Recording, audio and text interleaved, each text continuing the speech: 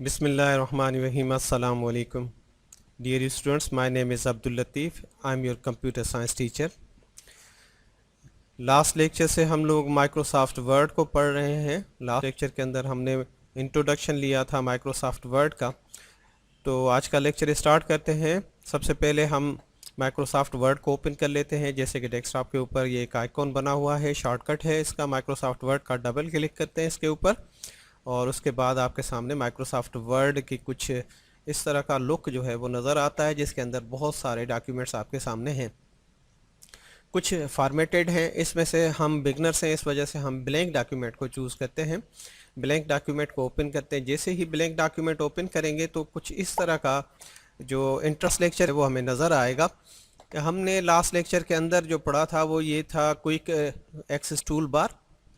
इसके बाद आपके पास जो थी वो टैब्स हैं, file tab, home tab, insert tab, इसी तरह से बहुत सारे टैब्स आपके पास मौजूद हैं।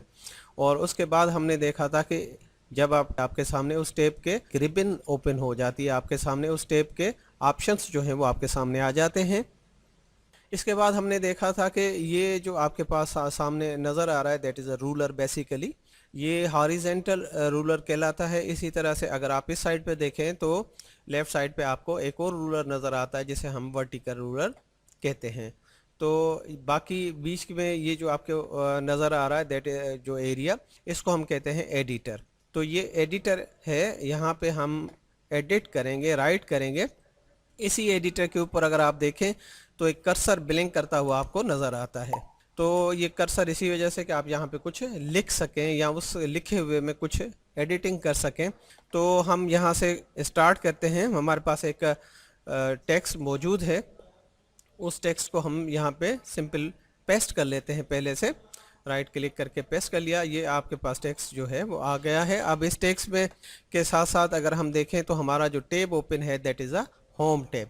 होम टैब आपका सिलेक्टेड है। इसी तरह से मैं एक और टैब आपको सिलेक्ट करके दिखा देता हूँ। ये इंसर्ट टैब के ऊपर जब आप माउस रख के और क्लिक करेंगे तो आपके सामने इंसर्ट टैब जो है वो ओपन हो जाएगा। तो ये अगर आप शेप देखें इसकी तो ये वाइट हो जाता है। इसी तरह से ये आपका जो है वो कलर इसके ऊपर होता है जो आपके इस पूरे टाइटल बार के अंदर मौजूद होता है। तो बेसिकली जिस भी टैब को आप ओपन करेंगे वो टैब आपके सामने उसकी रिबन जो है वो ओपन हो जाएगी। मीन्स उस रिबन के अंदर जितने ऑप्शंस हैं वो आपके सामने आ जाएंगे।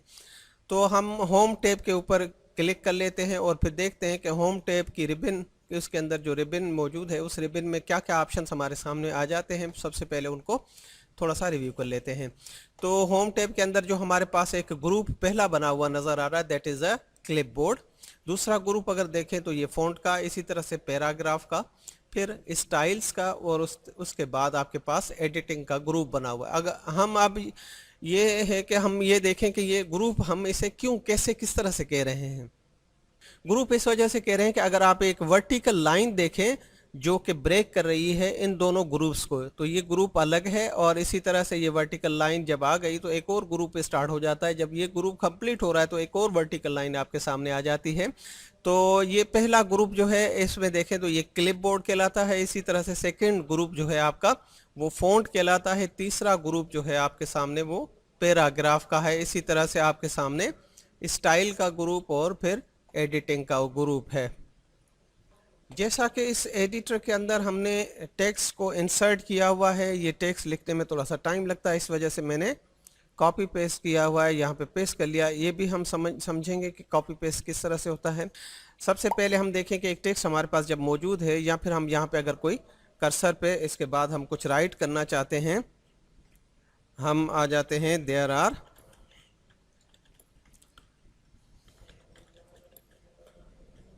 Three parts of CPU। तो हम जिस तरह से लिखते जा रहे थे इसी तरह से कर्सर आपका जो है वो आगे मूव होता जा रहा था। तो ये टेक्स्ट हमने यहाँ पे लिख लिया। अब टेक्स्ट को देखें, इसके साथ फॉर्मेटिंग या इनके ऑप्शंस को हम किस तरह से इस्तेमाल करेंगे। लेट सपोज कि ये जैसे कि लिखा हुआ है what is the term CPU।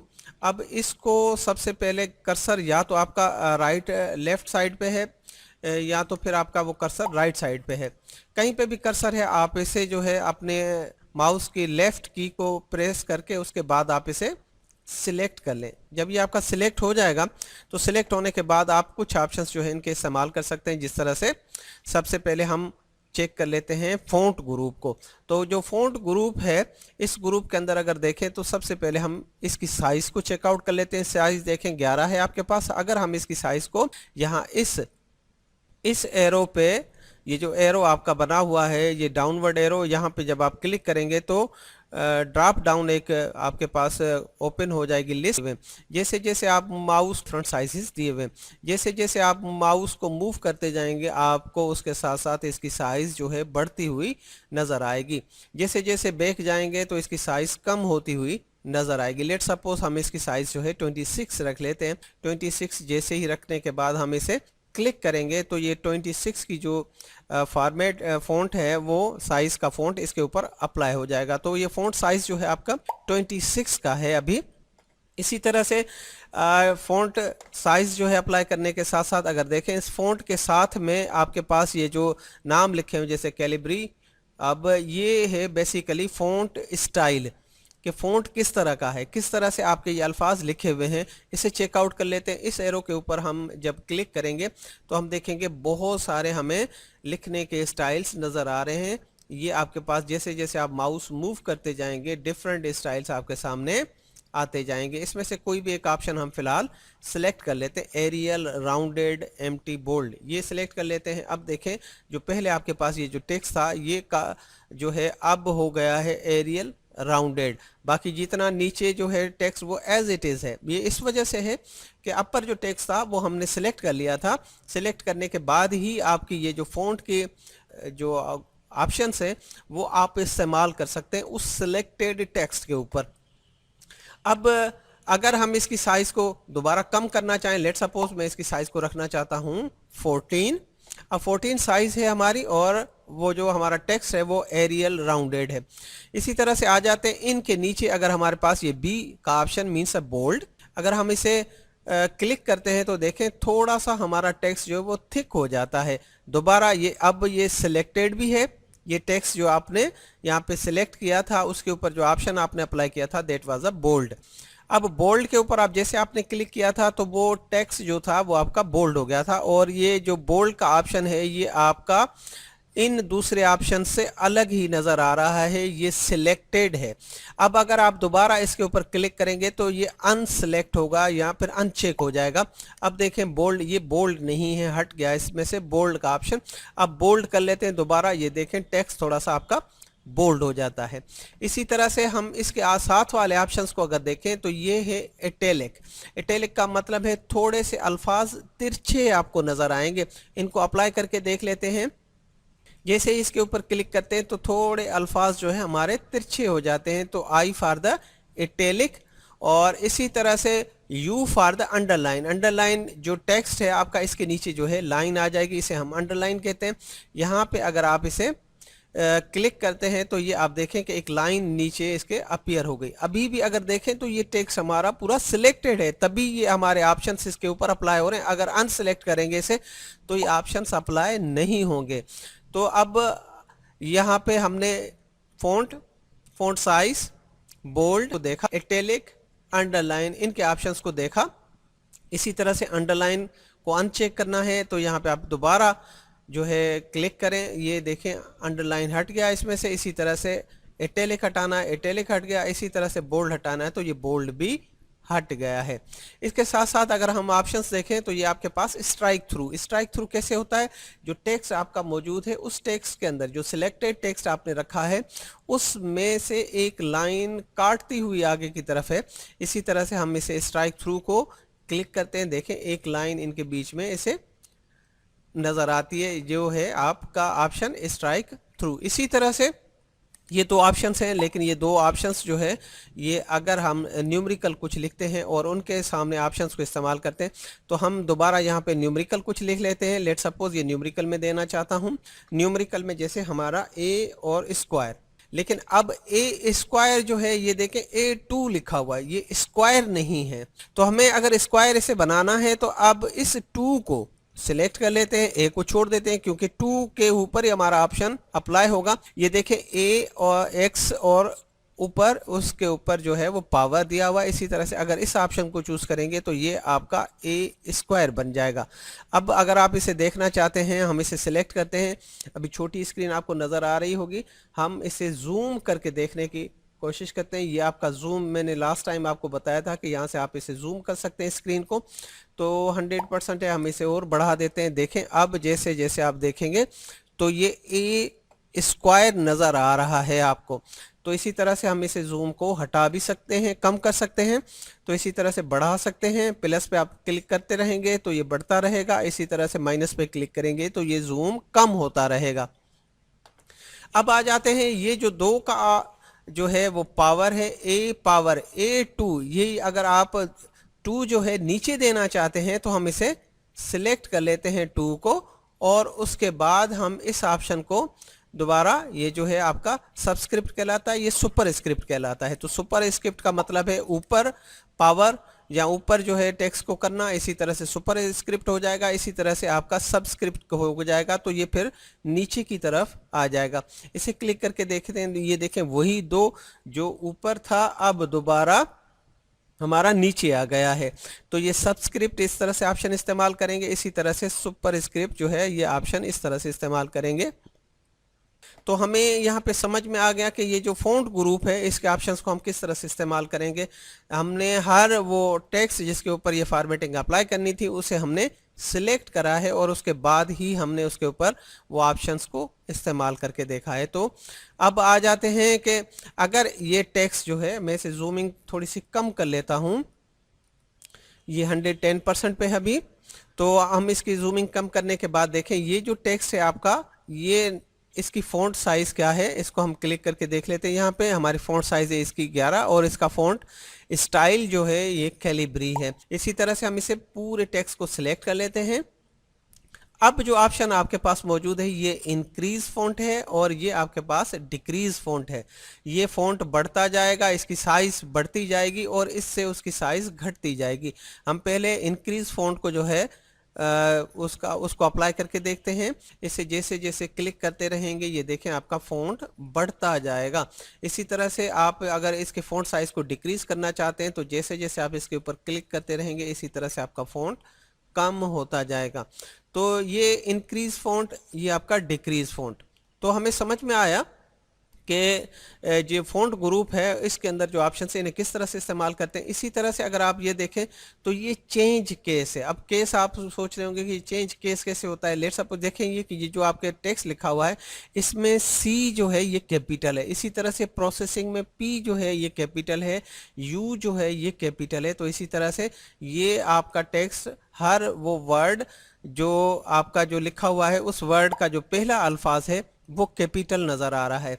तो हम चेंज केस में जाते हैं। चेंज केस में अगर, क्योंकि सबसे पहले हम इसे सिलेक्ट करके रखेंगे उसके बाद चेंज केस को अप्लाई करेंगे। तो चेंज केस के इस एरो पे जैसे ही हम क्लिक करते हैं तो हमें बहुत सारे केसेस में क्या है से, जैसे सेंटेंस केस, सेंटेंस में क्या है एस इसका बड़ा है, और केस में जो है ये बाकी जितने भी अल्फाज हैं सारे के सारे छोटे हैं। इसी तरह से लोअर केस जितने भी अल्फाज हैं सब के सब छोटे हैं। अपर केस में अगर देखें तो सब के सब अल्फाज क्या हैं, बड़े हैं। इसी तरह से कैपिटलाइज ईच वर्ड, हर अल्फाज जो है वो कैपिटलाइज हो जाएगा। तो ये कैपिटलाइज में अगर देखें तो ये सी कैपिटल है, ई कैपिटल है, वर्ड का डब्ल्यू कैपिटल है। तो एक इसमें से ये अप्लाई करके फिर सबसे पहले हम देख लेते हैं सेंटेंस केस को। हम जैसे ही क्लिक करेंगे देखें ये एक सी बड़ा है, बाकी सारे के सारे जो है वो हमारे छोटे हो गए। इसी सिलेक्टेड पे एक और ऑप्शंस को इस्तेमाल करके देखते हैं लोअर केस को। लोअर केस पे जैसे ही हम क्लिक करेंगे तो देखें सब के सब छोटे हो गए। इसी तरह से अगर हम अपर केस पे क्लिक करके देखते हैं तो अपर केस में देखें कि ये सब के सब हमारे फ़ॉन्ट बड़े हो गए। इसी तरह से कैपिटलाइज को अगर हम क्लिक करके देखेंगे तो पहला अल्फाज जो है, जो हर अल्फाज का पहला जो करेक्टर होगा वो कैपिटल हो जाएगा। सी कैपिटल हो गया, पी कैपिटल हो गया, इसी तरह से यूनिट का यू कैपिटल हो गया। तो ये हमारा कैपिटलाइज ईच वर्ड है। इसी तरह से टॉगल केस देखें, टॉगल केस में जो है पहला अल्फाज छोटा, बाकी जो है अल्फाज बड़े होंगे। इसी तरह से दूसरे वर्ड का पहला अल्फाज छोटा और बाकी बड़े हो जाएंगे। तो टॉगल केस को भी सिलेक्ट करके देख लेते हैं। देखें सी जो है सेंट्रल का छोटा, इसी तरह से प्रोसेसिंग का पी छोटा, इसी तरह से यूनिट का यू छोटा। तो हम ज़्यादातर जो इस्तेमाल करते हैं या तो लोअर केस इस्तेमाल करते हैं या सेंटेंस केस, तो ऑटो जो है डिफ़ॉल्ट इसका सिलेक्टेड होता है, यानी कि आप जब लिखते जाते हैं खुद ब खुद ये सेंटेंस केस के अंदर उसे लिखता जाता है। तो अब इसमें से सेंटेंस केस को दोबारा हम सिलेक्ट कर लेते हैं, देखें दोबारा सेंटेंस केस। तो हमें ऑप्शंस जो है वो समझ में आ गए यहाँ पे कि हम इंक्रीज फ़ॉन्ट, डिक्रीज फ़ॉन्ट और उसके साथ साथ चेंज केस को किस तरह से इस्तेमाल करके देखते हैं। इसी तरह से एक और ऑप्शन को हम इस्तेमाल करके देखते हैं, ये हमारा है टेक्स्ट इफेक्ट। इस टेक्स्ट के ऊपर आपने इफेक्ट देना है कोई, तो फिर वो कैसे, जैसे कि ये एम्बोस्ड है, इसकी बाहर वाली लाइनें नज़र आ रही हैं और बीच से ये खाली नज़र आ रहा है। तो यहाँ पे जब हम इसे क्लिक करेंगे तो क्लिक करने के बाद आपके पास ये एरो, इसके ऊपर आप जब क्लिक करेंगे तो बहुत सारे ऑप्शंस आपके जो है ड्रॉप डाउन नज़र आएंगे। इनमें से जो आप सिलेक्ट करना चाहें तो सिलेक्ट कर सकते हैं। जैसे हम इसे सिलेक्ट करते हैं, देखें अब हर अल्फाज की जो आउटलाइन है सारे, यानी कि हमारे जो सेंटेंस लिखा हुआ है इसकी जो आउटलाइन है देखें वो अलग है और इसका मिडिल जो है वो फिल किया हुआ नहीं है। इसी तरह से हम इन ऑप्शंस को इस्तेमाल करते रहेंगे। तो हम जो है टेक्स्ट इफेक्ट को इस्तेमाल कर रहे हैं और टेक्स्ट इफेक्ट के अंदर देखें कि ये हमने सेंट्रल, जिस तरह से हमने ये जो है इसका टेक्स्ट स्टाइल एक ये लिया था, इसी तरह से बहुत सारे और आपके पास टेक्स्ट स्टाइल्स हैं, जैसे ये है आपके पास। इसी तरह से बहुत सारे और ऑप्शंस, ये जैसे कि शेडो है डाउनवर्ड पे, ये अगर दे दें तो इनका हर किसी का आपको शेडो, यहाँ से इसे जूम कर देते हैं स्क्रीन को तो आपको पता चलेगा कि नीचे देखें तो एक शेडो सा नज़र आ रहा है हमें हर किसी अल्फाज का। तो ये शेडो स्टाइल जो है इसका इफेक्ट हमने लिया था इस टेक्स्ट के ऊपर, तो ये हमने इस्तेमाल करके देखा। दोबारा इसकी जूम को कम कर लेते हैं और अब आ जाते हैं दोबारा। ये आपका टेक्स्ट इफेक्ट था। इसी तरह से ये क्या है आपका, ये है टेक्स्ट हाईलाइटर। अगर टेक्स्ट को आपने हाईलाइट करना है, लेट सपोज कि इसी टेक्स्ट को हम दोबारा जो है वो नॉर्मल में ले आते हैं, जैसे ये है हमारे पास। इसी तरह से हम इसको बाद हम इसको हाईलाइट करके देख लेते हैं। ये हाईलाइटेड नहीं है, अभी सिर्फ सिलेक्टेड है, ये सिलेक्ट किया हमने, हाईलाइट नहीं है। यहाँ से हाईलाइटर जो है वो पिक करते हैं कि कौन से कलर का हाईलाइटर आप देना चाहते हैं। तो यहाँ पे देखें जैसे जैसे आप ऑप्शंस को इस्तेमाल करेंगे ये हाईलाइटर उनके ऊपर अपीयर होता जाएगा। हम इसे हाईलाइटर इस वजह से कह रहे हैं कि जो टेक्स्ट है वो उसी अपने ही कलर के अंदर मौजूद है, यानी कि ये ब्लैक में है तो ब्लैक में मौजूद है, लेकिन हाईलाइटर सिर्फ इसके ऊपर हाईलाइट करे जा रहा है। तो ये हाईलाइटर आप अगर सिलेक्ट करेंगे तो यहाँ से आपने हाईलाइटर सिलेक्ट करना है। इसी तरह से अगर फ़ॉन्ट अगला जो हमारा ऑप्शन है वो है फ़ॉन्ट कलर। अगर ये देखें हमारे फ़ॉन्ट जितने भी हैं लिखे हुए सब के सब ब्लैक में हैं, तो इन ब्लैक फ़ॉन्ट को जो है हम अगर इसका कलर जो है चेंज करना चाहते हैं तो हमने उस टेक्स्ट को पहले सिलेक्ट कर लिया, उसके बाद हमने यहाँ से जो कलर है इसके एरो पे क्लिक करेंगे और बहुत सारे कलर्स आपके सामने मौजूद हैं। इसमें से जो आप रखना चाहें, देखें ये ग्रीन है तो हमारा पूरा टेक्स्ट जो है वो ग्रीन हो गया है। इसी तरह से ब्लू, इसी तरह से बहुत सारे कलर्स हैं जो आपको ठीक लगता है कि होना चाहिए। बाय डिफ़ॉल्ट तो ये ब्लैक ही होता है और अक्सर हम ब्लैक ही रखते हैं, लेकिन फिर भी अगर आप कोई इसमें कलर देना चाहते हैं टेक्स्ट पे तो आप यहाँ से टेक्स्ट का कलर सिलेक्ट कर सकते हैं। तो यहाँ पे देखें हमने ग्रीन सेलेक्ट किया था, ये टेक्स्ट जितना भी है हमारा वो ग्रीन हो गया है। हम इसको जूम करके देख लेते हैं, देखें ये जितना भी टेक्स्ट है वो सब का सब हमारा ग्रीन हो चुका है। इसी तरह से क्लियर ऑल फॉर्मेटिंग, जितनी आपने फॉर्मेटिंग इसके ऊपर अप्लाई की है, जिस टेक्स्ट को आपने सिलेक्ट किया है उसकी फॉर्मेटिंग को हटाना है। यहाँ पे आप इसे दोबारा क्या करेंगे, इसे सिलेक्ट करेंगे, जैसे आप इसको क्लिक करेंगे तो आपकी फॉर्मेटिंग जो अप्लाई की हुई थी वो सारी की सारी हट जाएगी। आज हमने होम टैब में जितने ग्रुप्स हैं उन ग्रुप में से हमने फ़ॉन्ट ग्रुप को कवर किया है, जिसके फ़ॉन्ट ग्रुप के जो ऑप्शंस थे उनको इस्तेमाल करके देखा कि वो किस तरह से इस्तेमाल किए जाएंगे। यहाँ तक हमारा लेक्चर जो है वो कंप्लीट हुआ। उम्मीद करता हूँ कि आपको इस फ़ॉन्ट ग्रुप के ऑप्शंस जो है वो समझ में आ गए होंगे। इंशाल्लाह टाइम टू टाइम हम आगे बढ़ते रहेंगे। और यहाँ तक मैं आप लोगों से गुजारिश करता हूँ कि यह DG सिंध आपका अपना चैनल है, इसे सब्सक्राइब करें, लाइक करें और इसके साथ साथ इसकी बेल आइकन को दबा दें और हमारे इस कोर्स के साथ जुड़े रहें। इंशाल्लाह आगे बहुत ही मुफीद वीडियोस जो है हम अपलोड करते रहेंगे। Thank you very much. अल्लाह हाफिज़।